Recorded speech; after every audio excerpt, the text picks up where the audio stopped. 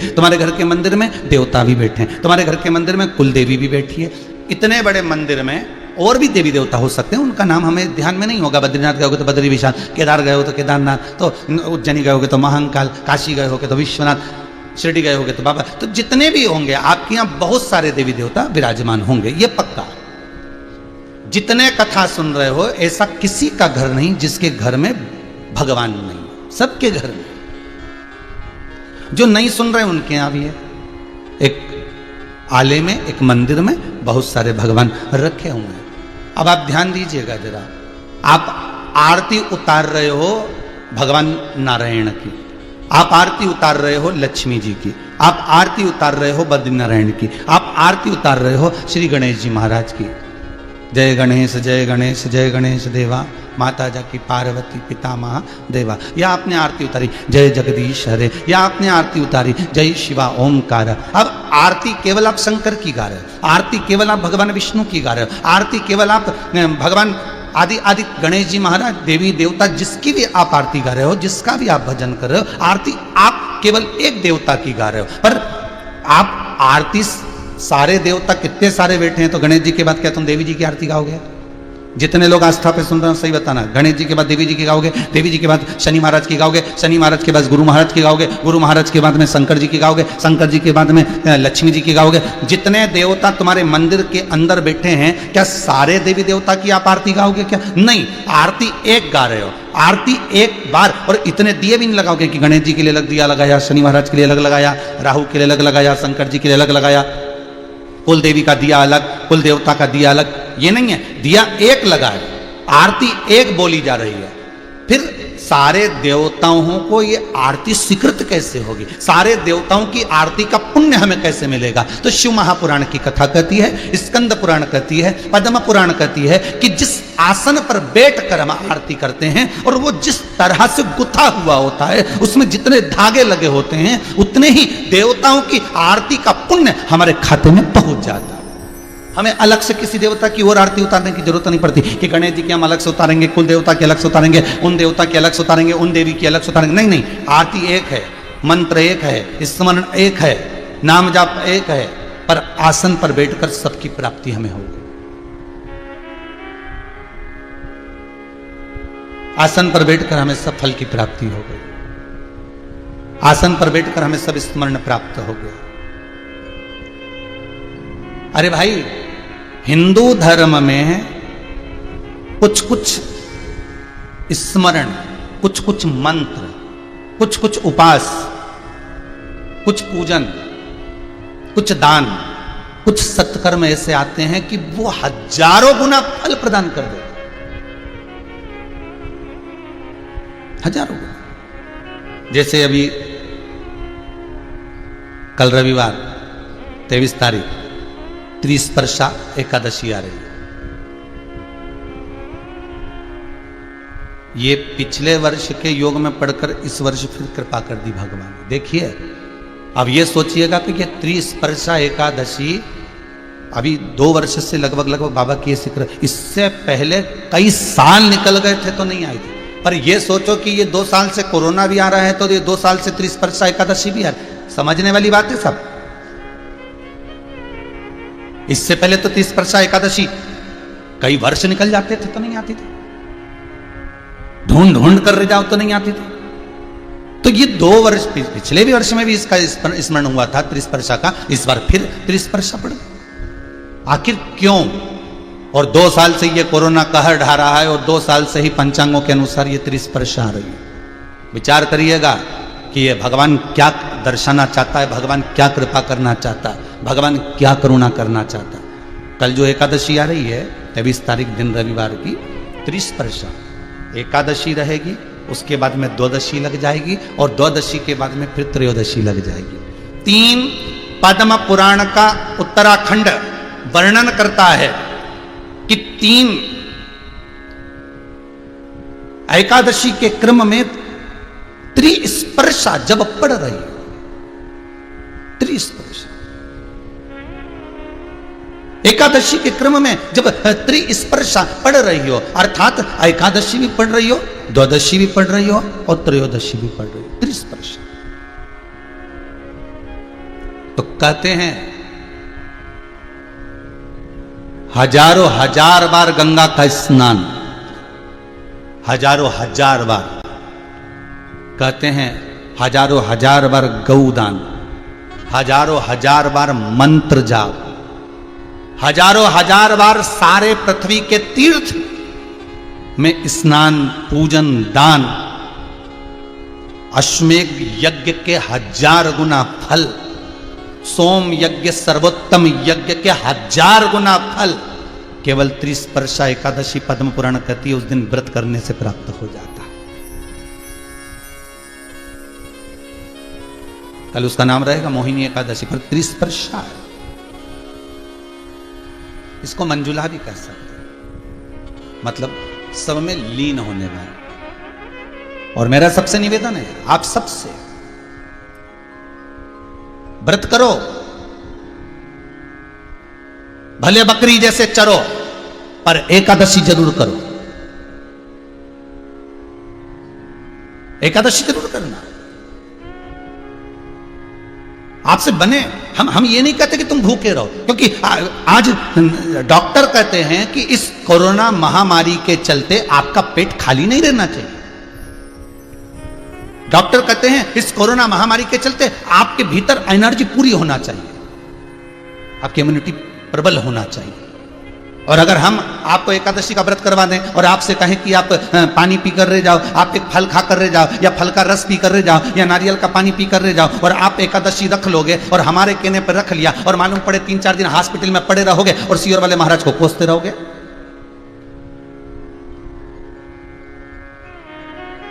अरे भाई, शिव महापुराण की कथा करते हैं, जजमान हमसे पूछते हैं, कई जजमान पूछते हैं, वो तो भले हैं सोमानी जी जिन्होंने एक बार भी नहीं पूछा है? तो कई जजमान हमसे पूछते हैं कि हम व्रत करेंगे कि ना करें, हम करें कि ना करें। सोमानी जी ऐसे निकले, इनसे हमें पूछना पड़ा। तो जजमान हमसे पूछते हैं कि हम व्रत करें 7 दिन शिव महापुराण के कि ना करें। हमने पूछा ये बताओ पहले तुम्हें शुगर वुगर तो नहीं है, बीपी में ऊंचा नीचा तो नहीं हो रहा? तो क्या गुरुजी शुगर भी है, बीपी भी। तो हमने कहा खूब प्रेम से तुम तो भोजन करो साहब और कथा सुनो। मालूम पड़े तुम व्रत करो और मालूम पड़े हॉस्पिटल में पड़े रहो, तो कथा किसको सुनाएंगे? इसलिए तुम तो खूब शिव महापुराण की कथा कर रही है, पद्म पुराण कर रही है कि त्रिस्पर्शा एकादशी में अगर घर के बच्चे भी हैं, घर के बुजुर्ग भी हैं, घर के बड़े भी हैं, और हो सकता है अगर उनसे बन जाए, तो हम ये नहीं कहते कि तुम जल पर रहना, हम ये नहीं कहते कि तुम नारियल पानी पर रहना। हाँ, डॉक्टर कहते हैं अभी आपको आपकी एनर्जी प्रबल चाहिए, अगर भूखे रखेंगे तो हो सकता है कोई तकलीफ हो। इसलिए खूब प्रेम से आप तो बकरी जैसे चरो, पर एकादशी करो और त्रिस्पर्शा को छोड़ना। महाराज, ये वो एकादशी है जिसमें हमने दान करा, पुण्य करा, सत्कर्म करा, भजन करा, मंत्र जाप करा, नाम जाप करा, नाम स्मरण करा, नाम कीर्तन करा, नाम भगवान की भक्ति में जैसे जैसे हम डूबते चले जाते हैं, कहते हैं इसका फल हजारों लाखों गुना हमें अपने आप प्राप्त हो जाता, अपने आप। ये त्रिस्पर्शा है।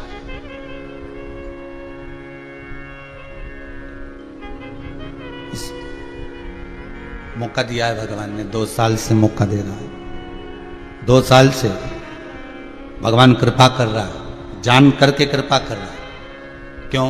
हो सकता है इस कोरोना महामारी में ना जाने कितने जीव चले गए होंगे, और ना जाने कितने जीव चले गए होंगे, और अगर वो जीव गए होंगे और उनके परिवार वाले, उनके कुटुंब वाले, या उनके मोहल्ले में, या उनकी कॉलोनी में, या उनके आसपास के क्षेत्र में, यदि नजदीक के क्षेत्र में भी कोई इस त्रिस्पर्शा एकादशी का व्रत कर लेगा, तो हो सकता है वो जीवात्मा तर जाए। फिर उसकी, क्योंकि अभी जितने भी आप सबने देखा होगा, जितने भी अंतिम संस्कार हुए हैं इस कोरोना महामारी के चलते, ना तो उनका पिंड हुआ, ना उनका सही तरह से तर्पण हुआ, ना उनका सही तरह से तिलांजलि हुई, ना उनको सही तरह से अन्न मिल पाया। इतने दिन तक हॉस्पिटल में पड़े रहे, तड़पते रहे, श्वास के बल पर पड़े रहे, वेंटिलेटर पर पड़े रहे, और वो जीव चला गया। इंतजार करते करते अपने परिवार तक का मुख नहीं देख पाया। तो उसकी जीव की गति सुधारने के लिए हो सकता है मेरे भगवान भोलेनाथ ने, हो सकता है मेरे नारायण ने इसको त्रिस्पर्शा एकादशी इसलिए दे दी कि जीव का कल्याण हो जाए।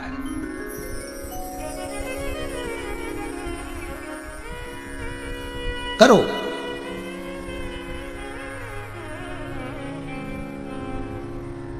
और करने के साथ में मंत्र जाप भी करो। और आपसे निवेदन है, अगर जो व्रत नहीं कर सकते, जो स्मरण नहीं कर सकते, व्रत नहीं कर सकते एकादशी का, मान लो होते हैं ऐसे लोग जिनके नहीं बन पाता, सब शरीर से नहीं हो रहा, तो मत करो। तो एक काम करो, आप भजन तो कर सकते हो, भजन भी नहीं कर सकते तो मंत्र जाप तो कर सकते हो, और मंत्र जाप भी नहीं कर सकते तो एक काम करो कि 3 घंटा 2 बजे से 5 बजे तक बैठकर शिव महापुराण की कथा सुन तो सकते हो, इतना भी कर लेना तो भी फल। तो कथा जो चल रही है वो आसन पर चल रही है। जिस आसन पर बैठकर हम भगवान की भक्ति को धारण करें, जिस आसन को हम बैठकर भगवान का नाम लेते हैं, घर के मंदिर में ढेर सारे देवी देवता होते हैं, बहुत सारे देवता होते हैं, ऐसा नहीं है, हम मना नहीं करते कि आप क्या देवता मत रखो, आपकी मर्जी पड़े जिस देवता को रखो, आपकी जिससे अच्छी पटे उसको पटा लो, हमारे कोई दिक्कत वाली बात नहीं। आप राम जी से स्नेह करते हो, राम जी को भी रखो, आप कृष्ण से स्नेह करते हो, कृष्ण को भी रखो, आप शिव से स्नेह करते हो, शिव को भी रखो, आप भवानी से स्नेह करते हो, भवानी का स्वरूप आप मंदिर में रखो, मना नहीं है, हमारे किसी के लिए हम मना नहीं कर सकते। आप उन देवी देवताओं को रखिए, पर निवेदन केवल इतना है, निवेदन केवल इतना है कि आपने जिनको रखा है उनको सम्मान पूरा देना, सत्कार पूरा देना, सम्मान से वंचित ना रखिएगा कि मैं तो भगवान शंकर को ज्यादा रिझाती हूं इसलिए शिव जी को स्नान कराकर बिठा देती हूं, बेलपत्री चढ़ा देती हूं, बाकी के सब देवताओं को प्रणाम कर, तो फिर इससे अच्छा है कि एक ही रख लो। मैं ठाकुर जी से ज्यादा लाड लड़ाती हूं, मैं ठाकुर जी का भजन ज्यादा करती हूं, बाकी के देवताओं को मैं नमन करती हूं, तो ठाकुर जी को रख लो। अरे भाई, हम जब सफर पे निकलते हैं, हम जब कहीं जाते हैं, हम जब कहीं निकल रहे होते हैं, तो घर में तो ढेर सारा सामान रखा रहता है, काजू भी रखा है, बादाम भी रखा है, चना भी रखा है, फूली भी रखी है, और मठरी भी रखी है, खुरमा भी रखा हुआ है, ढेर सारा सामान घर में रखा हुआ है। क्या तुम सारे सामान को बांध के ले जाते हो क्या? अरे बोलो तो जम के, नहीं। सामान क्या ले जाते हो? जो तुमको प्रिय लगता है, तुमको लगेगा कि मठरी बना के ले जाओ, क्योंकि मठरी खुद को पसंद है। और पति को मठरी पसंद नहीं है, पति ने कहा कि मेरे लिए तो चने रख लेना, तो उसके लिए चने रखा। जो चीज तुम्हें प्रिय लगेगी, जो चीज तुम्हें अनुकूल लगेगी, अच्छा लगेगा, तुम उसको लेकर जाओगे। उसी तरह परमात्मा की सेवा में, भगवान की भक्ति में, भगवान की दृढ़ता में, भगवान के स्मरण में आपकी दिल को, आपकी चित्तवृत्ति को जो अच्छा लगे आप उसको जप लो, आप उसकी स्मरण भक्ति में डूब जाओ, आप उसके मंत्र जाप में डूब जाओ। और जब आप उसके मंत्र जाप में डूब जाओगे तो वो स्वयं कहते हैं, हम जिस भगवान का भजन करते हैं भगवान हमारा भजन करता है।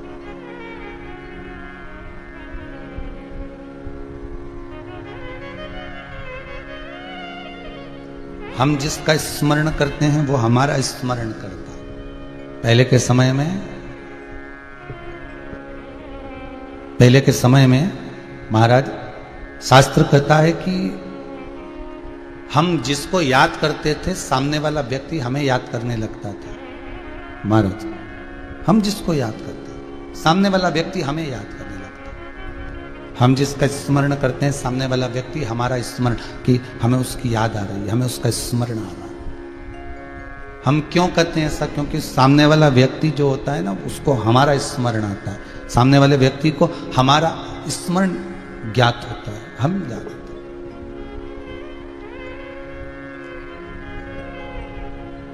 नैन लड़े त्रिपुरारी से मैं उनकी हो गई, मेरे मन में नहीं है धीर, सखी में काशी जाऊंगी। चित्तवृत्ति में हम जब परमात्मा को रिझा लेते हैं, चित्तवृत्ति में हम जब परमात्मा को जोड़ लेते हैं, चित्तवृत्ति में जब हम भगवान को अपना बना लेते हैं तो वो भगवान हमारा हो जाता है। आप एक आसन पर बैठकर एक देवता की भी अगर आरती उतार रहे हो, और जितने देवता आपके उस अलमारी में, जितने देवता आप उसके मंदिर में, आपके पूजा बाड़ी में जितने देवता बैठे हैं, सबका पुण्य फल आपके खाते में आ जाता है, आपके खाते में पहुंच जाता है, वो पुण्य प्राप्त हो जाता है। पार्वती मैया शंकर का भजन करती हैं, पार्वती शिव का स्मरण करती हैं, तो शंकर पार्वती का स्मरण करते हैं। कल हमारे सोमानी जी के बालक कह रहे थे कि कथा में हम जब सुनने के लिए बैठते हैं और हमारे मन में जो प्रश्न आता है, हमारे मन में जो क्वेश्चन आता है, प्रश्न आता है, उसका उत्तर हमें कथा में ही मिल जाता है, हमें कथा में ही प्राप्त हो जाता है। और केवल मैं बालक के लिए नहीं कहूंगा सोमानी जी के, मैं कहूंगा सबके लिए। ऐसे बहुत सारे हैं जो बहुत प्रश्न लेकर बैठते हैं और कथा में उसका समाधान हो जाता है। कथा का मतलब ही वही होता है कि जिसमें व्यथा मिट जाए, जिसमें व्यथाएं समाप्त हो जाए, वो कथा। और मालूम पड़े जो व्यथाएं उत्पन्न करता जाए उसका कथा का कोई क्रम नहीं होता, बहुत सारे संशय उठते चले जाए तो उससे मतलब ही क्या। महाराज पार्वती मैया शंकर की भक्ति में जो लगी हुई थी,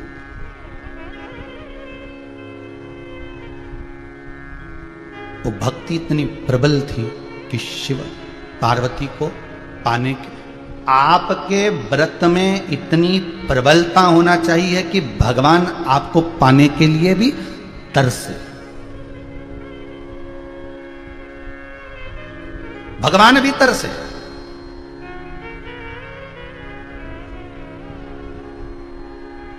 कभी कभी किसी मंदिर में जो भगवान का प्रिय भगत होता है ना, जो भगवान का लाड़ लड़ाने वाला होता है, प्रिय होता है, और वो मंदिर में नहीं आया एक आध दिन, तो भगवान का जब श्रृंगार होता है ना, तो वो अपने आप गिरने लगता है। और ये केवल भगवान के मंदिर में नहीं, आपके यहां भी होगा। आप अगर भगवान का श्रृंगार कर रहे हो, बार बार मुकुट नीचे गिर रहा है, कहीं हार नीचे गिर रहा है, कहीं भगवान की बंसी नीचे गिर रही है, फिर पिनाओगे फिर गिरेगा, तो मन में आएगा आखिर बात क्या है। तो भगवान क्यों चाहते हैं? तो भगवान चाहते हैं कि वो रोज आता था, आज आया क्यों नहीं। वो रोज मुझसे मिलने आता था, उसका रोज दीदार होता था, मुझसे रोज दर्शन होता था, फिर आज आया क्यों नहीं है, वो यहां पहुंचा क्यों नहीं।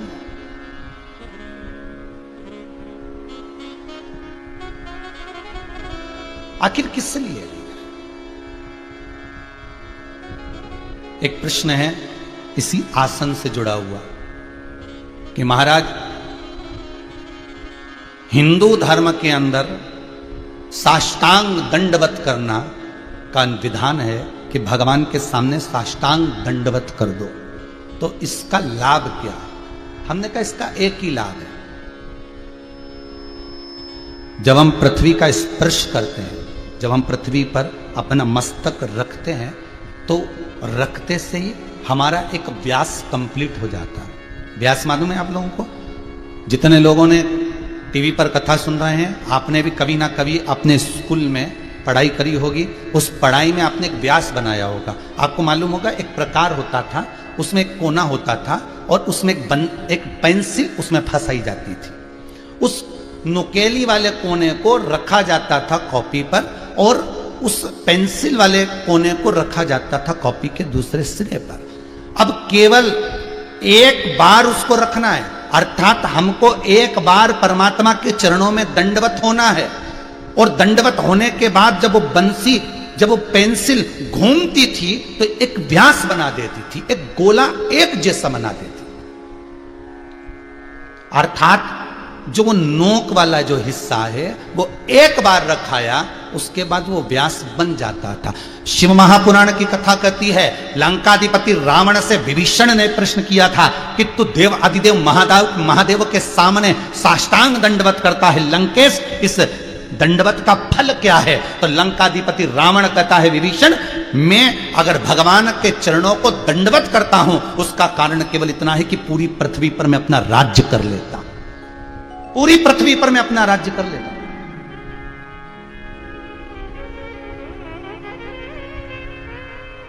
केवल एक दंडवत का फल इतना है।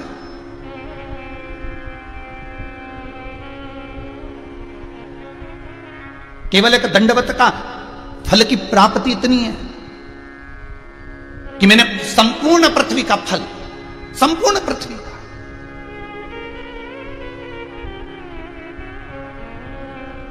जैसे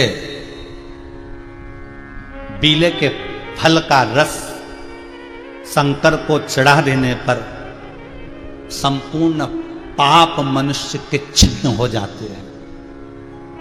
अब दुनिया के लोगों ने वो बीले का रस तो हटा दिया और उसकी जगह लोग कहते हैं ईख का रस, गन्ने के रस का अभिषेक करवा। हमने कई लोगों से सुना, हमारे वो सेठ जी है ना, गन्ने का रस का अभिषेक कर रहा, 25 किलो गन्ने का रस बुलवाया है अभिषेक करने के लिए, 50 किलो गन्ने का रस बुलवाया। अरे शिव महापुराण की कथा में नहीं वर्णन, शिव महापुराण की कथा में वर्णन है, स्कंद पुराण में वर्णन है, लिंग पुराण में वर्णन है, नर्मदा पुराण में वर्णन है कि जो बेलपत्री का फल होता है उस फल का गुर्दा पानी के कलश में डाल दो और वो जल अगर समर्पित कर दिया तो ही पाप छिन्न हो जाते, रस ना भी मिले तो चलेगा।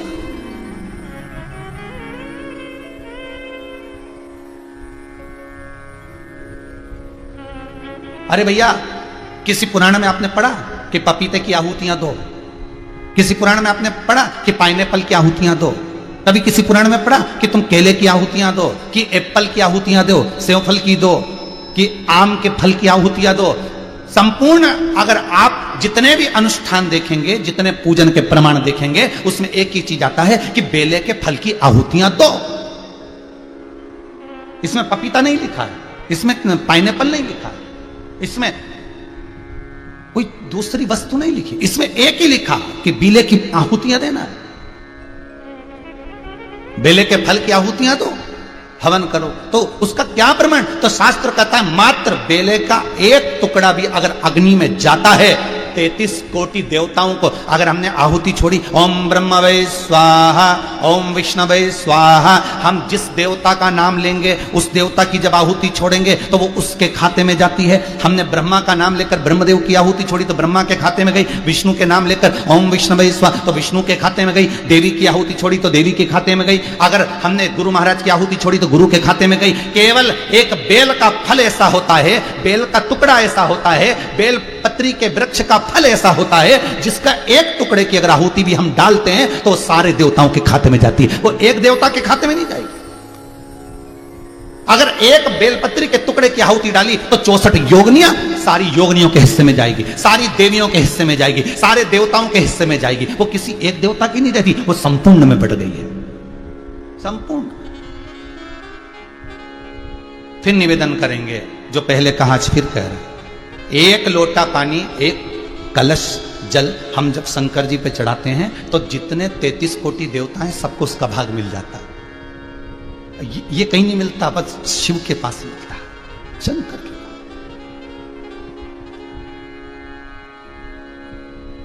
वो कहीं मिल नहीं सकता, बस मिलेगा तो वही। तो ये जो व्यास है, कई लोग कहते हैं बताओ दंडवत करके ढोंग कर रहे हैं, ढोंग नहीं कर रहे हैं, संपूर्ण ब्रह्मांड को अपना कर रहे हैं। अब लोगों को शर्म आने लगी है दंडवत करने, कपड़ा देखना पड़ता है, गंदा तो नहीं हो जाएगा, और नरक कपड़न से डरत है और नरक पड़न से ना।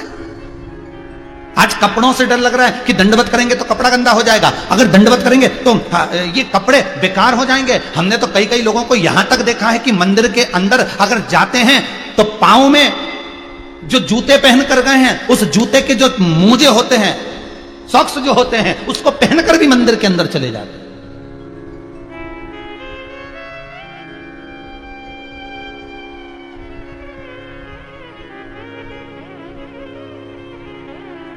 वो पांव में मोजा पहनकर मंदिर के अंदर। अब बताओ ईमानदारी से बोलो, तुमने जूता बाहर उतारा, वो जूते का संग पकड़ा कि नहीं पकड़ा उस मोजे ने, वो सॉक्स ने, तो उसको पहनकर तुम मंदिर के अंदर कैसे प्रवेश कर गए?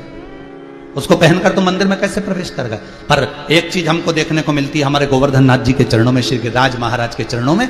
गोवर्धन नाथ जी पर जब दूध चढ़ाने के लिए लोग आते हैं, जूता उतार आते हैं और मोजे अगर पहने रहते हैं तो ब्रज के पंडा, गिरिराज जतीपुरा के पंडा, गोवर्धन नाथ जी के पंडा कहते हैं चलो पहले ये मोजे उतार कर आओ, पहले ये सॉक्स उतार कर आओ, उसके बाद हाथ धो, खासा करो, उसके बाद तुम दूध चढ़ाओ, उसके बाद तुम जल चढ़ाओ।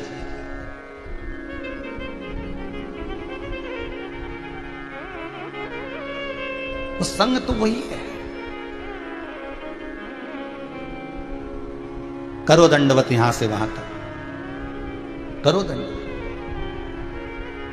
कई लोगों को देखा और कई कई हमने विद्वानों को भी देखा है कि वो भले कहे सो पाँव में मालूम पड़े मोजा पहन ले, फिर व्यासपीठ पर बैठे कथा सुनाए तो वो श्रेष्ठता। कईयों को हमने देखा वो श्रेष्ठता। दंडवत करा, हम जब साष्टांग दंडवत कर रहे हैं, व्यास जितने लोग टीवी पे कथा सुन रहे हैं आपने भी अपना कंपास रखा होगा, कंपास ही बोलते थे हम लोग तब, कंपास रखा होगा और उस कंपास में ऐसा एक नोक और उसमें एक पेंसिल फंसाने का ऐसा होता था। हमको याद नहीं रिया कि ये कथा निकलेगी, नहीं तो हमारे घर से ले आते राघव जी से मांग के, तो वो आपको दिखा। तो उसमें जो नोक वाला होता है वो नीचे होता है और पेंसिल वाला उसको घुमाते चले जाता है और घूमने के बाद वहीं आकर खड़ा हो जाता है। शिव पुराण कर रही है, भविष्य पुराण कर रही है, अग्नि पुराण कर रही है, पद्म पुराण करती है। जब संसार का मनुष्य परमात्मा के चरणों में, सदगुरु के चरणों में, माता पिता के चरणों में, घर के बड़ों के चरणों में, घर के बुजुर्गों के चरणों में, किसी विद्वान के चरणों में, परमात्मा के चरणों में, तीर्थ व्रत में जब साष्टांग दंडवत करता है तो जैसे ही वो सोता है अपना मस्तक अपनी नासिका पृथ्वी पर जब वो लगाता है, लगाते से उसका व्यास बन जाता है, अर्थात उसकी रक्षा का प्रमाण भगवान के पास पहुंच जाता है कि इसने जितनी जगह घेरी है इसके संपूर्ण शरीर की रक्षा करना मेरा काम है। वो व्यास बन गया।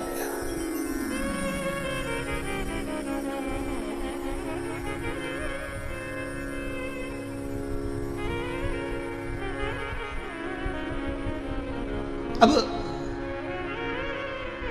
आप जितनी जगह घेर कर प्रणाम करें हैं, दंडवत करें, अब वो गया समय, अब तो झुक के प्रणाम कर लेते हैं। अब वो भी समय गया, फिर धीरे धीरे समय आया घुटने ही पढ़ लेते हैं।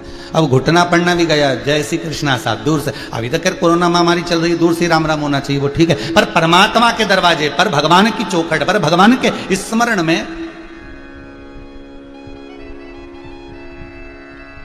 ये जो हाथ मिलाने का जो क्रम हुआ है ना आज के जमाने में, ये बीमारी जो हो रही हाथ मिलाना, ये हाथ मिलाना हमारे हिंदू धर्म का प्रमाणित नहीं है। हाथ तो जब मिलाया जाता था कि तुम उससे एक हाथ की दूरी बना के चलना, मैं कभी चोट कर सकता हूं तेरे साथ। हाथ मिलाना मतलब चोट कर देना। जब जब दो संधि मिलते थे, जब जब दो दोस्त मिलते थे, जब जब दो मित्र मिलते थे, जब जब परमात्मा मिलता था, तो परमात्मा से मिलने के लिए लोग दंडवत करते थे, क्योंकि भगवान की मूर्ति इसको गले तो लगा नहीं सकते, तो दंडवत करते थे कि मैंने तुम्हें आलिंगन कर लिया। मित्र मिलते थे तो आलिंगन कर लिया, संधि मिलते थे तो आलिंगन हो गए। हमारे दंडवत करने में हमारा व्यास है, हमारे दंडवत करने में हमारी रक्षा है, सुरक्षा है, स्मरण। और फिर वो हमारा भजन, हमारे पार्वती मैया शिव जी के मंत्र जाप में जब डूबी तो शंकर भगवान को ज्ञात रहता रहा कि ये क्या कर रही है। आप अगर एक व्रत कर रहे हो, चाहे एकादशी का करो, चाहे प्रदोष का करो, चाहे सोमवार का करो, चाहे मंगलवार का करो, चाहे शनिवार का करो, आप जिस देवता का व्रत करते हो, जिस भजन को, जिस व्रत को आप करते हो, वो देवता की दृष्टि आपके ऊपर रहती है।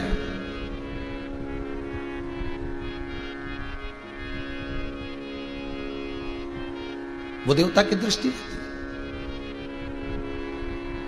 सुनार की दुकान पर जाना कभी मौका मिल जाए तो, और ऐसा नहीं है तुम नहीं गए होगे हो, ऐसा है ही नहीं सकता कि तुम नहीं गए। और ऐसा कोई व्यक्ति नहीं जिसके पास में सोने की एक लौंग नहीं हो, रकम नहीं हो, बीठी नहीं हो, अंगूठी नहीं हो, सब बस अंतर इतना सियोर वाला महाराज पहन के बैठता है। सब क्यों नहीं बैठे? सोने का सामान तुम्हारे पास में नहीं है क्या? सबके पास होगा। तब प्राण छूट जाएंगे और वो सामान धरा की धरा ही रह जाएगा। और हमारे जजमानों ने तो भगवान की कृपा, भोलेनाथ जी की कृपा से दिया है, तो पेनो।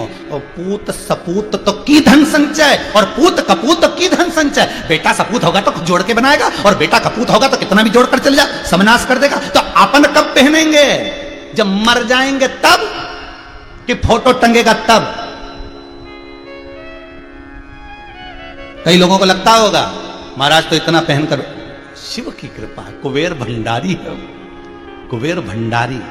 जब वो चोर को कुबेर बना देता है और सिंहासन पर बिठा देता है, तो अपन क्या, बस तुम तो जपते जाओ, जितना जपोगे जितना भजोगे उतनी कृपा शिव करता चले जाए। आप तो जपो भजो, आप व्रत करोगे उसके ध्यान में। सुनार की दुकान पर जाकर देखना, सुनार आपको मंगलसूत्र दिखाएगा, सुनार आपको अंगूठी दिखाएगा, सुनार आपको सामान दिखाएगा। अब आप सोचो कि सुनार अपने काम में लग गया, सुनार अपने काम में लग गया, तो तुम एक मंगलसूत्र क्या जेब में डाल सकते हो? क्या तुम तुम्हारे पर्स में डाल सकते हो अंगूठी? नहीं, सुनार तुमको जो दिखा रहा है उसकी दृष्टि तुम्हारे ऊपर ही है, तुम्हारे ऊपर।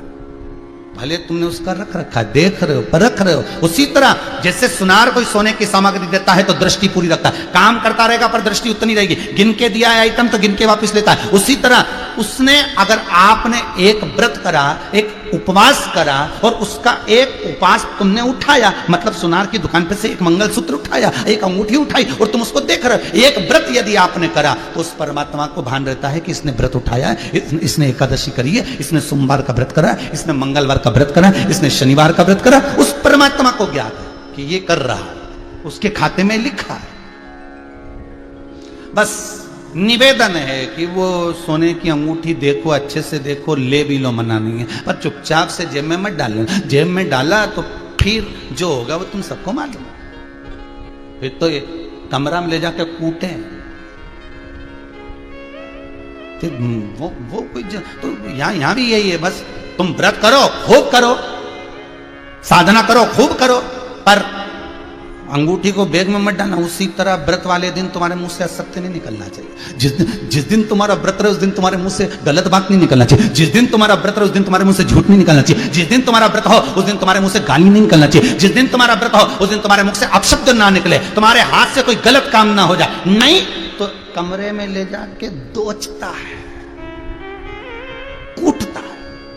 नीचे सुनार की दुकान में से अगर निपटा लिया तो यह सुनार के 2-4 आदमी ऐसे रहते, कमरे में ले जाके कूटते। ऊपर तुमने एकादशी का व्रत करा, सोमवार का व्रत करा, शनिवार का व्रत करा, मंगलवार का व्रत करा और कपट कर दिया, छल कर दी, बेईमानी कर दी, प्रपंच कर दी, तो ऊपर भी कहा इसने व्रत करा था, अंगूठी चुराई थी, ले जा कमरे में। वो कमरे में ले जाके ऐसा दोचे 94 नरकों में कमरे में ऐसा पटक पटक के मारे। तो क्या हमको क्यों मार रहा? तो क्या तूने व्रत करा था और व्रत में तू झूठ बोला था, तूने कपट करा था, तूने बेईमानी करी थी, तूने प्रपंच करा था, तूने छल करा था। बस वही हिसाब पूरा हो रहा है। करो, अंगूठी ले लो, मंगलसूत्र ले लो, देखो, पर लेना हो तो ले, नहीं लेना तो बात दूसरी, पर करो तो नियम से करो। व्रत करना है आपको, मना नहीं है। आप लोग, कई माताएं कहती हैं हम तो पशुपति व्रत करेंगे, कोई कि हम सोमवार का व्रत करेंगे, कोई कि हम संकट सोमवार करेंगे। पड़ोसन को देख देख के संकट सोमवार का व्रत रख लिया और मालूम पड़े ऐसा व्रत रखा कि 2 घंटे से तो हॉस्पिटल में पड़ी और क्या क्या अब मेरा संकट सोमवार का व्रत कैसे करूं? डॉक्टर बोल रहा बाद में कर लेना, फिर अगला व्रत आया तो बीपी ऊंचा नीचा हो गया, टेंशन में हो गया, मैं खाऊंगी नहीं, टेंशन हो गया। व्रत करो, मना नहीं है, पर तुमसे सदैव ऐसा करना है, तुमसे सदैव ऐसा कर।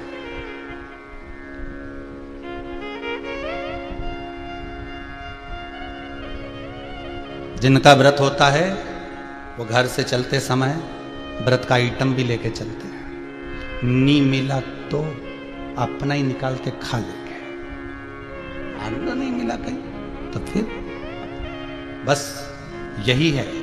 व्रत वाले दिन इतना भजन कर कर चलना कि अपना आइटम निकाल कर खा लो। ऊपर जैसी दोचने की बारी आए तुरंत निकाला और दे दिया, ये पकड़ मंगलसूत्र का पैसा, ये पकड़ अंगूठी का पैसा। मारना मत, ये अंगूठी का पैसा ले ले, रख लिया ना पर्स में, कोई बात नहीं, ये अंगूठी का पैसा पकड़ो, ये मंगलसूत्र का पैसा पकड़ो। तो था तो पहले क्यों नहीं दिया? तो कि मैं तो विचार, तो ऊपर भी जाओ और वो कहे कि तूने झूठ बोला था, कपट करा था, बेईमानी करी थी, प्रपंच कर देना, तो तुरंत कह देना, पल्लू में से खोल के दे देना, शिव महापुराण सुनी थी आधा घंटा के, ये ले छोड़, मेरे को जानते, और शिव महापुराण का पुण्य दे देना, छोड़ देगा। फिर तो सुनार के हाँ ये ठीक है, चलो निकलो, कोई बात नहीं, और बोलो क्या दूं? फिर तो पूछेगा, शिव पुराण का जैसे पुण्य दिया तो पूछा जाएगा, फिर और क्या दिया जाए साहब, बोलिए क्या बात है, बोलो।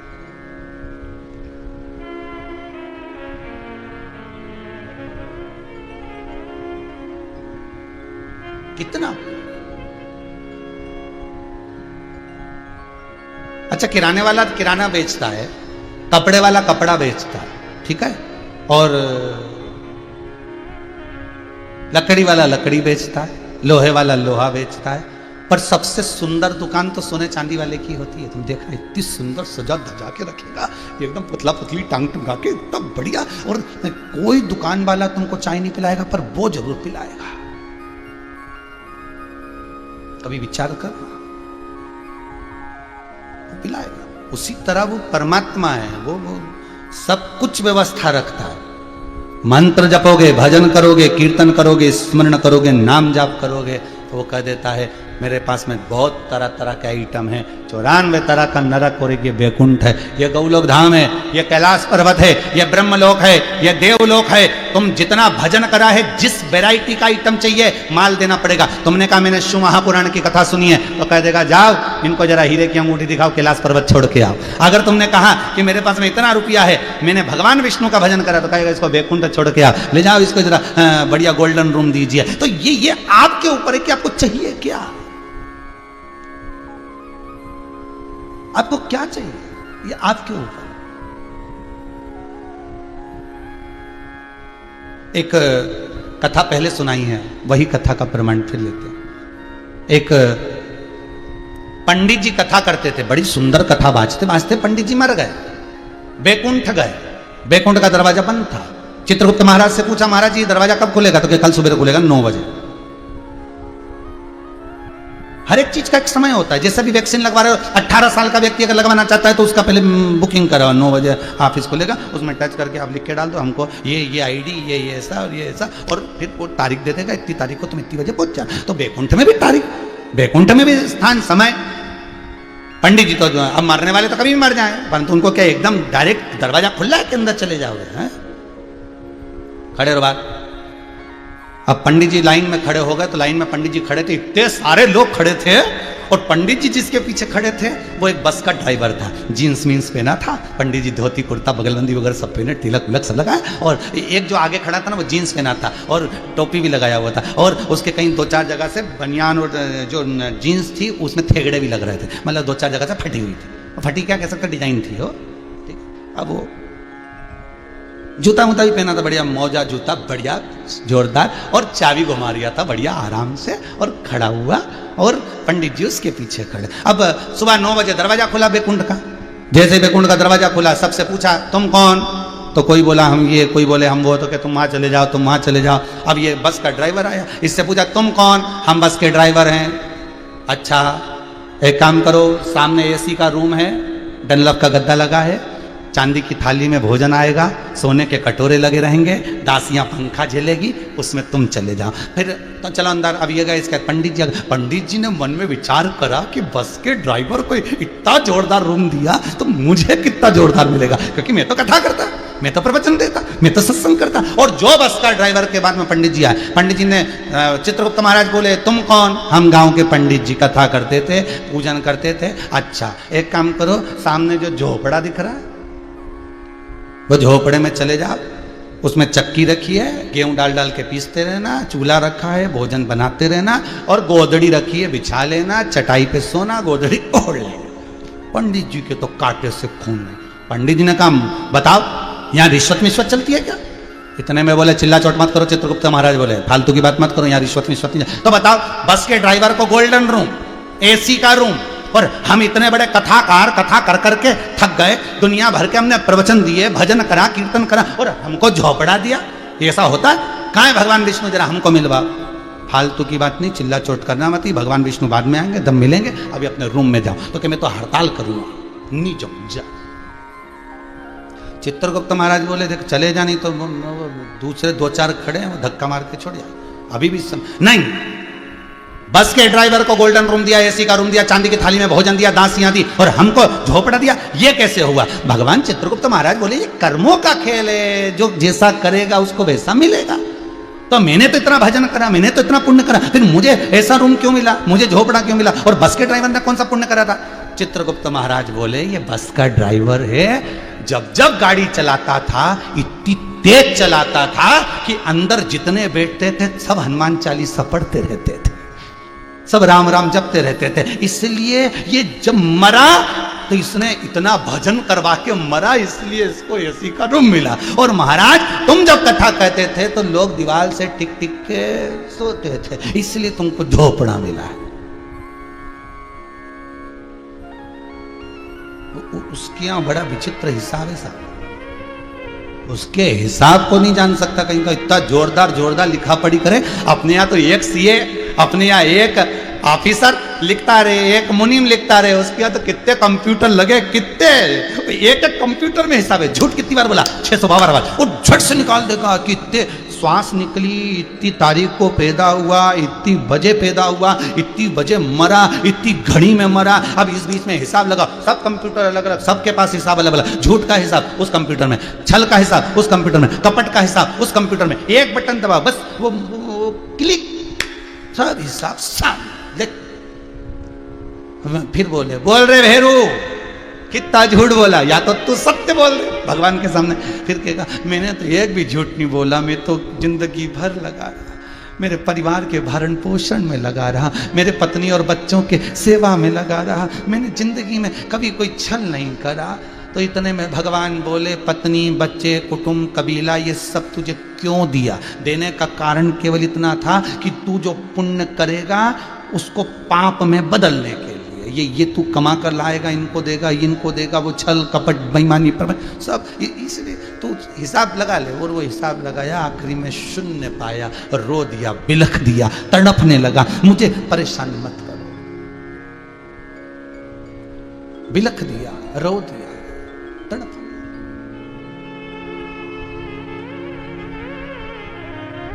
चित्तवृत्ति में अशुद्ध,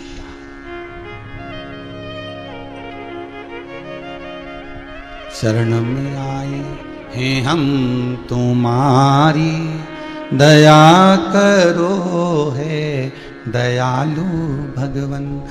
अब रोएगा, अब प्रार्थना करेगा, अब निवेदन करेगा, अब स्मरण करेगा, तो कहां महाराज दंडवत कर रहे हो तो समझ लेना अब भगवान संभाल लेगा। फिर वही वाली कथा आ गई, आप कथा संभालो, आप मंदिर संभालो, घर विश्वनाथ संभालेगा, तुम्हें नहीं संभालना। और वही हुआ, पार्वती जी ने जो भजन किया, पार्वती जी ने जो स्मरण करा, शंकर जी के विवेक में आ गया कि पार्वती मेरा भजन कर रही है। संसार का एक जीव, एक मछली, जलचर, थलचर, वायुचर, मृत्यु लोक में रहने वाला एक संसारिक मानव, क्या एक जीव भी अगर भजन करता है तो उसको मालूम है कि इसने मेरा स्मरण करा, इसने मेरा नाम जाप करा, इसने मेरा कीर्तन करा, उसको मालूम है।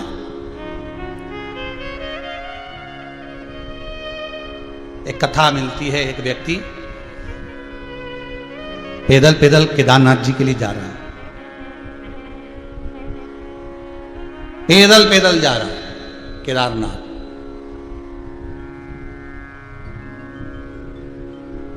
स्मरण करता जा रहा है, हर शंभो हर हर शंभो,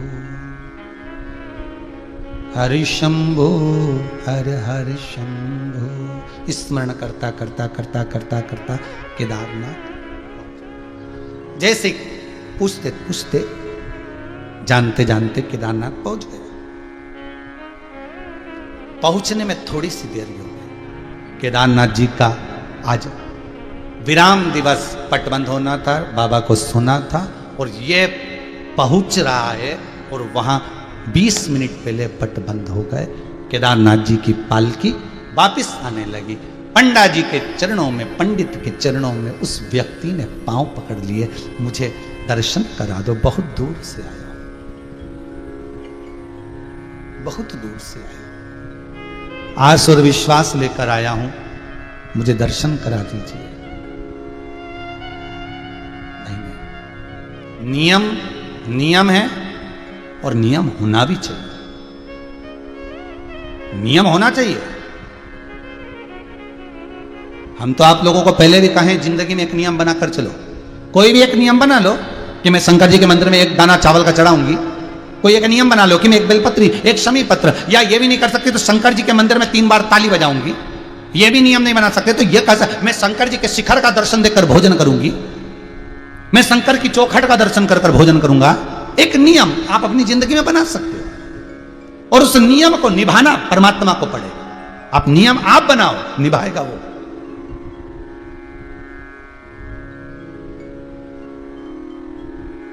नियम आप बनाइए, वो निभा सकता है। अब भैया दर्शन करा दीजिए, नहीं नहीं नहीं नहीं, आप तो 6 महीना पट बंद रहेगा और 6 महीने के बाद दर्शन खुलेंगे। हाथ जोड़ लिए, पांव पड़ लिए, भैया कृपा करो। नहीं, नियम ऐसा, ताले लग गए, बंद हो गया, चलो बर्फ जम रही है, ठंड पड़ रही है, चलो नीचे चलो, अब तो जाओ तुम भी। 6 महीने, हाँ भैया थोड़ी सी देर दर्शन करा के वापस बंद कर देना। नहीं नहीं नहीं, एक बार अगर दर्शन बंद हो गए तो फिर नहीं खुलेंगे। अब तो 6 महीने के बाद ही खुलेंगे। आंख में आंसू भर गया। बाहर नंदी था, नंदी तो कोई बंद नहीं करता, शिव अंदर थे, अंदर का पट बंद हो गया था, नंदी बाहर था। ये नंदी से टिक कर बैठ गया और रो रहा। पंडित जी ने बोला चलो यहां से उठो। थोड़े दूर गया, दूर जाकर बैठ गया। एक पत्थर से, एक शिला से टिक कर बैठ गया। पत्थर शिला से टिका, बैठ गया। ठंड लगने लगी। जो था उसके पास में वस्त्र, उसको उसने ओढ़ लिया। सब चले गए, ये रह गया।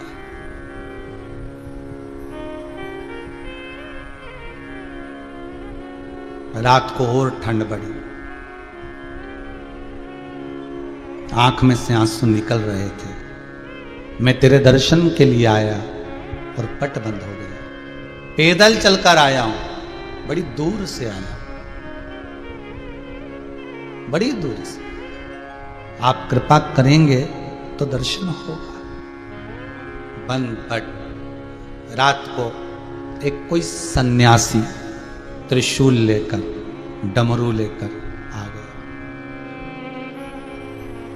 एक सन्यासी त्रिशूल और डमरू लेकर आया। क्या बात है बच्चा, क्या हो गया? बाबा दर्शन करना थे केदारेश्वर के, मिले नहीं, पट बंद हो गए। पंडित जी कहते हैं 6 महीने बाद खुलेंगे। अच्छा, भूख लग रही है? हाँ, ले भोजन कर ले। बाबा ने भोजन दे दिया। तू चिंता मत कर, तुझे कल ही दर्शन होगा। अभी सो जा, मैं तुझे कल दर्शन करा दूंगा। बाबा ने अपनी कामल दी, सुला दिया। भोजन करके वो सोया। दूसरे दिन जब उठा, भोर हो गई, सूर्य का प्रकाश जगा। जागते से, उठते से, सामने से केदारेश्वर नाथ की पालकी आ रही थी। वापिस उन्होंने पट खोला। इसने पंडित जी से कहा तुम तो कहते थे कि 6 महीने बाद पट खोलोगे, फिर क्यों खोला तुमने आज पट? दूसरे दिन ही खुल गया कि नहीं खुल गया? पंडित जी बोले तू तो 6 महीने पहले आया था पैदल। हाँ, अभी तक क्या कर रहा है? कहां था? यहीं था। 6 महीने क्या कर रहे हो? ये बताओ, तुम कह रहे थे कि 6 महीने बाद पट खोलोगे, तो दूसरे दिन क्यों खोला? पंडित जी बोले भैया 6 महीने हो गए तो पट तो खुलने की तारीख आ गई तो खुल रहा है, तिथि आ गई तो खुल रहा है। 6 महीने? हाँ। तू कहां था? तो कि मैं तो खाना खा के सो गया था, भोजन करा और सोया। रात को कोई आया था त्रिशूल लेकर, डमरू लेके, भोजन दे गया था, कमल उड़ा गया था और सो गया था। पंडित जी ने अंदर जाकर केदारनाथ जी पर जब घी मला, मलते मलते पंडित जी की आंख से आंसू निकल गए। निकलते निकलते कहा वारे काल अधिपति तू भी गजब करता है। उसके लिए एक रात्रि का 6 महीना कर दिया। 6 महीने की एक रात्रि मात्र। वो ऐसा सोया कि 6 महीने बाद उठा, उसके लिए 6 महीने की रात्रि कर दी। तो गजब करा है। ये घड़ी का जो समय है ना, ये सुधारने में नंबर 1 है मेरा शंकर।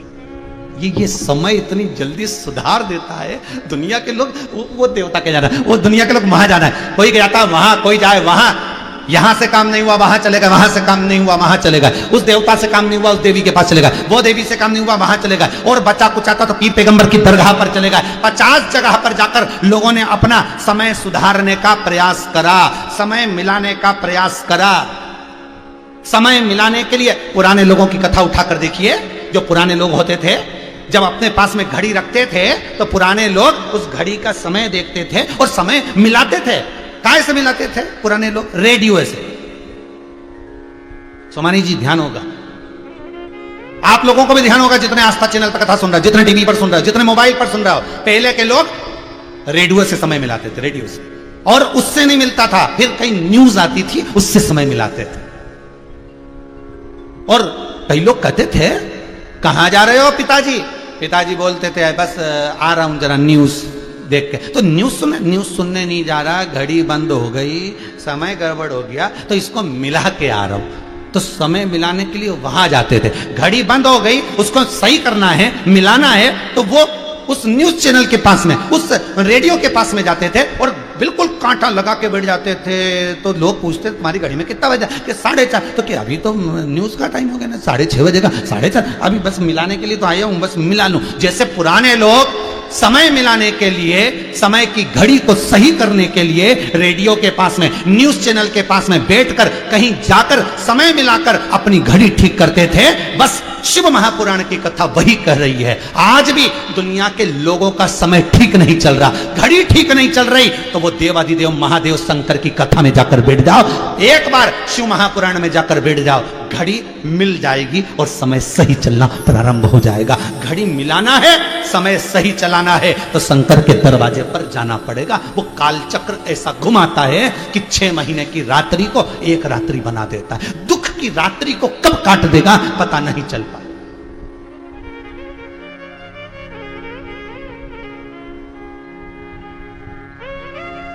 दुख की रात्रि को कब काटेगा शंकर? मेरा दयालु, मेरा करुणा सागर, मेरा भोलेनाथ दुख की रात्रि को कब काटेगा पता नहीं चलेगा। बस उसकी शरण में जाओ, शंकर का अनुमोदन करो, श्री शिवाय नमस्तुभ्यम का जाप करो, ओम नमः शिवाय जपो, चाहे महामृत्युंजय मंत्र को जपो, चाहे 1 लोटा पानी चढ़ा दो, बेलपत्री चढ़ा दो, चाहे शमी पत्र चढ़ा दो। नहीं मिले 3 बार ताली बजा दो, वो भी नहीं मिले शिखर का दर्शन कर लो, शिखर दर्शनम सर्व पाप नाशनम। बस वो घड़ी की सुइयों को सवारने में नंबर 1 है। जितने बार बनाए सब शंकर ने बनाया। उठाओ शिव महापुराण देख लो, विद्येश्वर संहिता में लिखा है। सोमवार उसने बनाया, मंगलवार उसने बनाया, बुधवार, गुरुवार, शुक्रवार, शनिवार सब उसके बनाए हुए। घड़ी उसने बनाई, पल उसने बनाया, तिथि उसने बनाई, नक्षत्र उसने बनाया, समय उसने बनाया, जन्म देने वाला वो, मारने वाला वो, जब एक एक श्वास का हिसाब रखने वाला वो। तो घड़ी सही करना है तो उसी के पास तो जाओगे जिसकी दुकान पे सही हो सकती है। किराने की दुकान पे जाके बोल रहे जरा घड़ी सही कर दे रहे, किराने की दुकान पे जाके बोल रहे भैया घड़ी दे, हमारी HMT की है, तुम जरा देख लेना। तो हमारी कौन सी कंपनी होती है, रामजी राम, ध्यान में आए तो वो तो इस घड़ी पे लिखा था तो समझ में आ गया हो। तो हमारी HMT जरा देखना, किराने वाले से कहा जरा घड़ी देख लो जरा सही कर। किराने वाला बोलेगा पागल हो गया, तुअर की दाल दूं कि चना की दाल दूं, चावल दूं कि शक्कर दूं, गुड़ दूं कि तेल दूं, जो चाहिए यहाँ मिलेगा। पर ये घड़ी वाड़ी यहाँ नहीं सुधरती। घड़ी कहाँ सुधरेगी? तो घड़ी वाले की दुकान पे जाना पड़ेगा। अच्छा, फिर लेके पहुंच गया कपड़े वाले की दुकान पे, हमारी घड़ी सुधार दो। कपड़े वाला बोला गजब।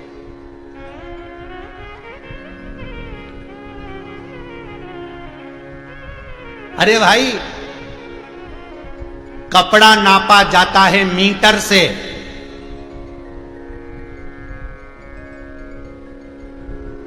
सब्जी तोली जाती है बाट से, जमीन नापी जाती है जरीब से, और रिश्ते नापे जाते हैं करीब से। रिश्ते नापने के लिए कोई मीटर की जरूरत नहीं पड़ती, संबंधों को जानने के लिए किलो और बाट की जरूरत नहीं पड़ती कि हम उससे इतना प्रेम करते हैं। हमारे भाई से, हमारी बहन से, हमारे पुत्र से हम इतना प्रेम करते हैं, इतना प्रेम करते हैं, इतना। अरे संबंधों को जरीब से, मीटर से या किलो और वाट से नहीं नाप सकते। संबंध को केवल करीब से नापा जा सकता है कि हमारी करीबी कितनी है, हमारे स्नेह कितना है, हमारी आनंदता कितनी है। परमात्मा को नापना है तो प्रेम से नापिए।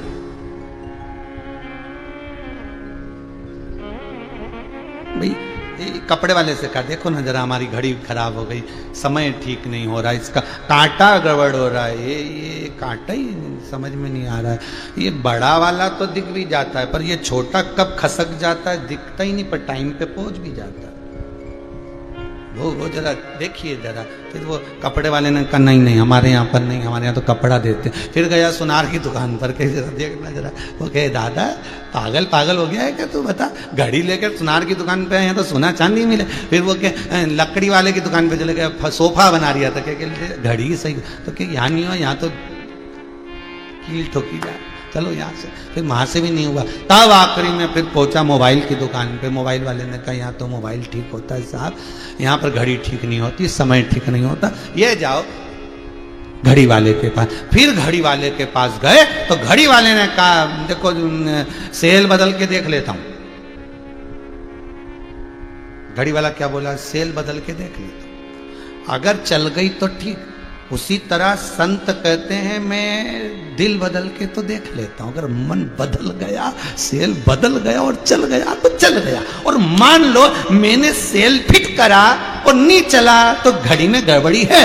फिर 1-2 दिन तो क्या 2 दिन में 2 दिन नहीं 7 दिन तो लगेगा, और यही 7 दिन शिव पुराण कर घड़ी सुधार देता कि 2 दिन में घड़ी वापस कर दो। नहीं हम सेल बदल के देखेंगे, अगर सेल लगाएंगे फिट करेंगे, बोलो रे सही है कि गलत है, सेल फिट करके देखेंगे। तो उन्हें बेचारा ने घड़ी खोली ने पीछे से ढक्कन निकाला, बस यही अहंकार का ढक्कन है जो निकाला जाता है।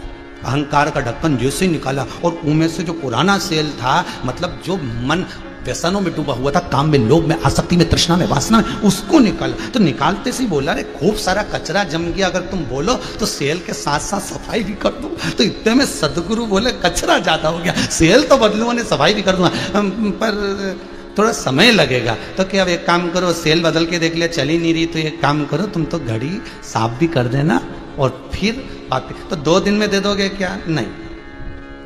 अब बोलो रे आस्था चैनल पे जितने कथा सुन रहा, मोबाइल पे सुन रहा, कितने दिन लगेंगे घड़ी बदलने में? बोल घड़ी सुधरने में कितने दिन? तो क्या 2 दिन में तो नहीं होगी, क्योंकि बहुत सारी पड़ी है, इतनी सारी घड़ी। अब देखो पूरा विश्व पड़ा है, करोड़ों में लोग पड़े हुए हैं, तो इतनी घड़ी सुधरने में थोड़ा समय तो तुम्हारा नंबर का तो क्या 7 दिन रखूंगा और का इसमें मैं थोड़ा थोड़ा सा वो स्प्रिट डाल देता हूँ, कभी कभी घासलेट का तेल डाल देता हूँ, कभी कुछ डाल देता हूँ, अंदर से पूरी क्लीन कर भेजूंगा उसी। फिर बस उसने कहा काम करो तुम 7 दिन रखो, तुम 7 दिन रखो, इसके बाद में तो फिर उन्होंने कहा फिर तू टाइम कैसे देखेगा?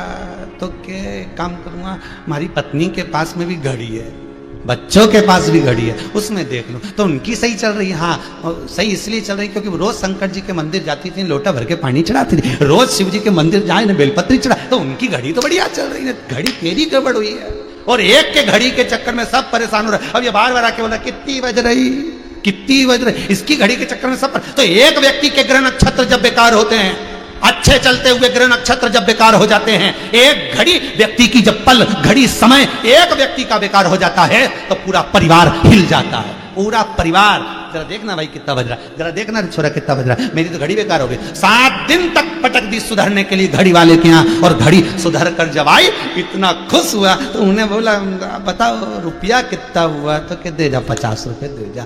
खुश होकर उन्हें क्या 25 रुपया तुम्हारा सेल का ने 25 रुपया ने धुलाई और उनको सही कराई, तो 50 रुपये में मेरा काम हो गया। अब बताओ 7 दिन में से इतनी सफाई करी और 50 रुपया लिया, 24 घंटे में से मात्र ये 3 घंटा लिया, वो भी ये लोगों को ऐसा लगे इतना। तो घड़ी वाले ने कह दिया ले जा 50 हमें नहीं चाहिए, इधर ले तेरे पास तू तो फिर बिगड़ेगी तो अब हम नहीं सुधारेंगे, ले जा। ये सुधारने को मिला, ये संवारने को मिला। और ये जब सवरता है, जब ये सुधर होता है, कई लोग कथा सुनकर अपनी जिंदगी को सुधार रहे हैं। कई लोग इस कथा को कई कई प्रदेशों में, अन्य जगहों पर लोग कथा को अखबारों में छाप कर भी इस कथा को आगे बढ़ा रहे हैं।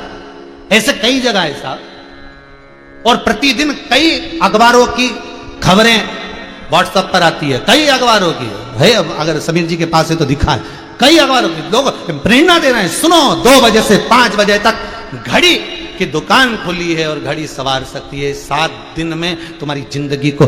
बस आपसे भी निवेदन है, कपड़े की दुकान पर या किराने की दुकान पर या सुनार की दुकान पर घड़ी नहीं सुधरेगी, मोबाइल की दुकान पर घड़ी नहीं सुधरेगी। घड़ी सुधरेगी तो घड़ी की दुकान पर सुधरेगी। उसी तरह व्यक्ति का समय, घड़ी किसने बनाई? शंकर जी ने। पल किसने बनाया? शंकर जी ने। विदेश्वर संहिता उठाओ शिव महापुराण की, उसमें लिखा है वार किसने बनाया? शंकर जी ने। नक्षत्र किसने बनाया? शंकर जी ने। सारी तिथि, वार, समय, नक्षत्र, घड़ी, पल सब शंकर ने बनाया। तो जब घड़ी उसने बनाई है तो सुधारेगा भी वही। उसी के पास जाओ, 1 लोटा पानी चढ़ाओ, बम बम बोलो, या नहीं जा सकते तो शिव महापुराण में ऐसे डूब जाओ। 2 बजे से 5 बजे तक शंकर की कथा का ऐसा स्मरण करो कि ये घड़ी जो बेकार चल रही है, रुक रुक के चल रही है, अटक रही है, ये घड़ी संवर जाए और बाबा इस घड़ी को अच्छा कर दे। इस पल को, ये जो आज कोरोना महामारी में लोग त्रासित हो रहे हैं, ये घड़ी, ये पल, ये समय शंकर की कथा ही सही कर सकती है। शिव महापुराण, कोई दूसरा नहीं।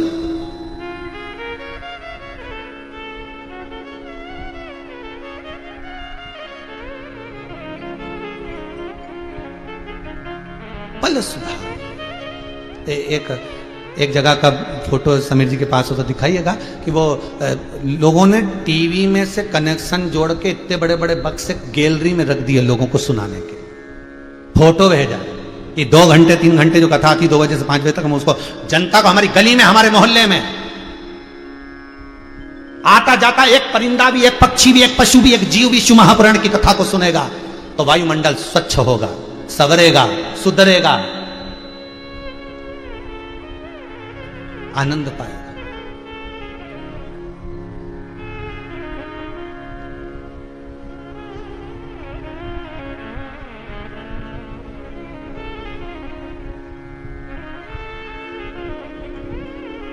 एक माता को ब्लैक फंगस हो गया, आंखों में दिखना बंद हो गया, तो भी मोबाइल पर कथा सुन रही है, हॉस्पिटल के अंदर बैठकर बाबा पर विश्वास कर कर कि बाबा आंखें भली जा रही है पर शंकर मेरे भीतर रहेगा तो वो त्रिनेत्रधारी अपना नेत्र मुझे दे देगा, ये विश्वास है।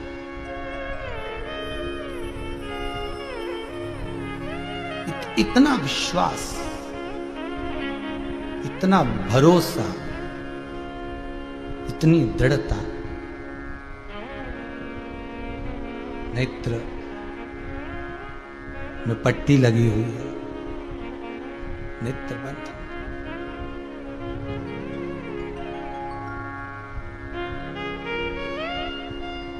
नेत्र बंद है उसके, और हाथ में हॉस्पिटल के पलंग पर बैठी हुई शिव महापुराण की कथा उस हॉस्पिटल में, उस अस्पताल में श्रवण कर रहे,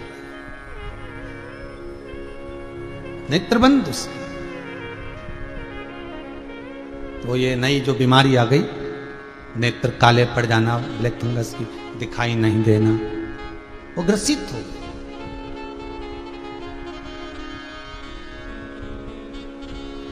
उसका फोटो उसने भेजा है कि बाबा शंकर के चरणों में मेरा ये फोटो समर्पित करना और कहना मेरे नेत्र अच्छे कर देना, जिससे मैं शिव महापुराण की कथा फिर देख सकूं, फिर देख सकूं, वापिस उस कथा को देख सकूं। तो वो हॉस्पिटल के पलंग पर बैठकर नेत्र बंद होने के बाद भी पट्टियां बंधी है और हाथ में मोबाइल रखकर शिव महापुराण की कथा को सुन रही है। आस्था चैनल के पास में अगर वो फोटो हो उस माता का तो अवश्य दिखाएं। उसका रसतत्व, उसका भाव, उसका प्रेम शंकर के प्रति। फिर निवेदन करूंगा, घड़ी वो ही सुधार सकता है। इस कोरोना महामारी में लोगों का जो समय बेकार चल रहा है, लोग कह रहे हमारा व्यापार नहीं चल रहा, लोग कह रहे हम दुखी हो गए, लोग कहे हमारा वो जीव चले गया, वो ऐसा हो गया। मैं निवेदन करूंगा, घड़ी उसने बनाई है, समय उसने बनाया है, पल उसने बनाया है, तो सवारेगा भी वही। उस शंकर को मत छोड़ो, उसके चरण पकड़ लो साहब। शंकर का अनुमोदन श्री शिवाय नमस्तुभ्यम का जाप करिए, जपो, स्मरण करो।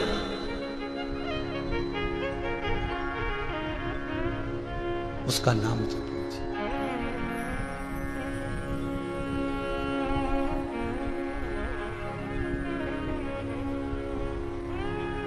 महाराज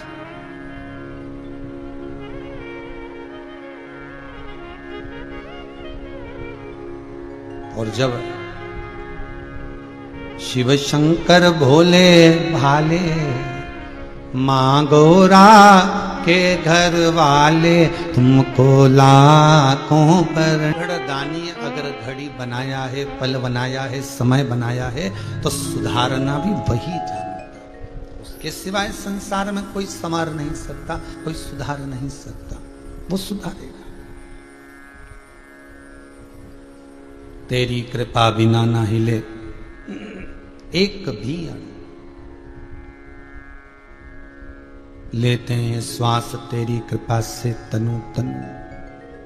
हे गंगाधार मुक्ति द्वार ओमकार तू, आयो शरण तिहारी प्रभु तार तार। वो सवार सकता। तारकासुर जो ब्रह्मदेव से वर मांगते हैं कि नन इतनी कृपा कर दो कि मेरी मृत्यु। ब्रह्मा जी कहते हैं भाई देख तारका, एक बात अच्छे से समझ ले, मरना तो पड़ेगा, ये पक्का। अच्छा, राक्षसों का पाला देवताओं से पड़ता था और देवताओं का पाला राक्षस से पड़ता था।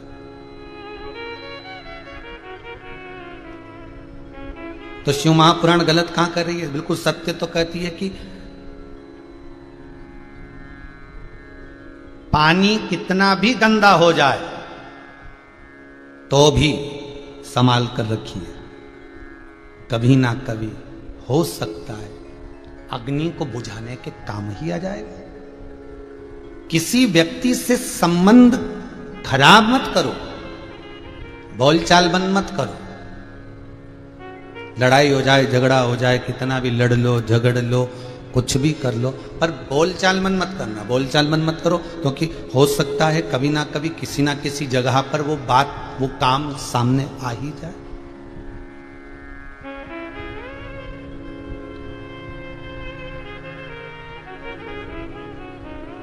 उससे बात खत्म नहीं करना, उससे अपने को बोलचाल समाप्त नहीं करना। तारकासुर को ब्रह्मा जी कर रहे हैं, देख भाई तुझे मैं अच्छे से समझा दूं, पहले समझ लो, मरना तो पड़ेगा, तुम भले कितना भी प्रयास करो, मरना नहीं। जन्म की तारीख निश्चित है तो मरने की भी तारीख निश्चित है।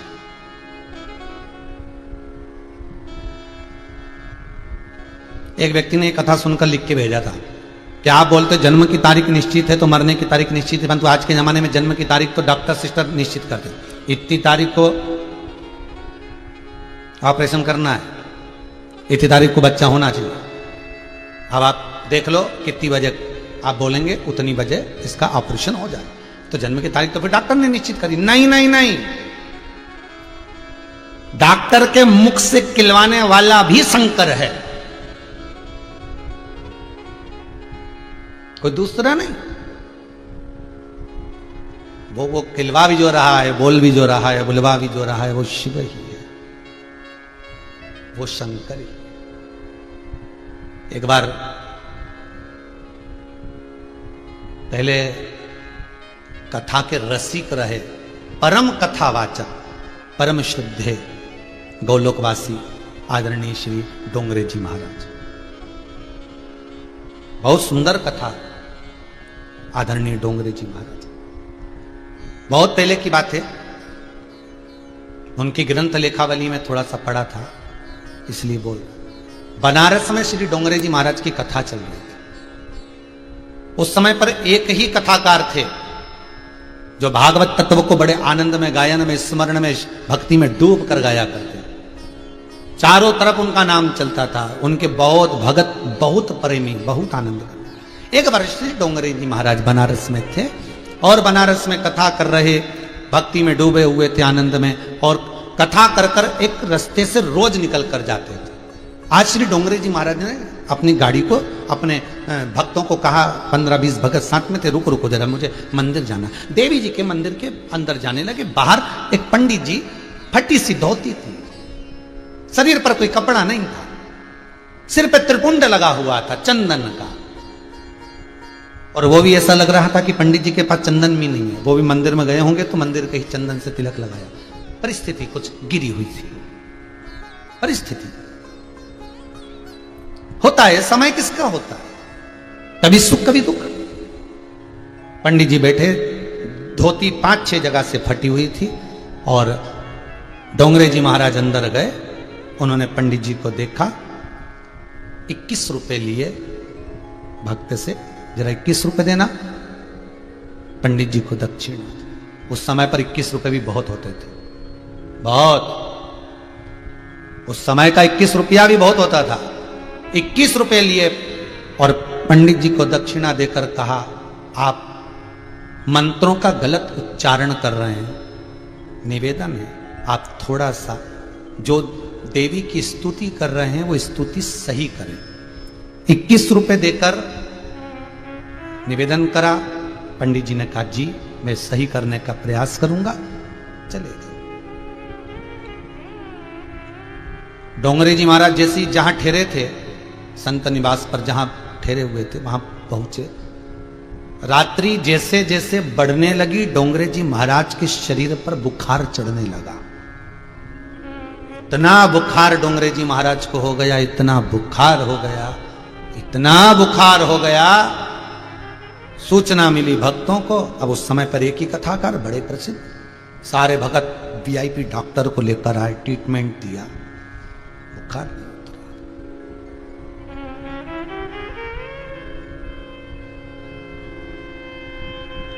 10-20 मिनट डोंगरे जी महाराज को नींद आई होगी।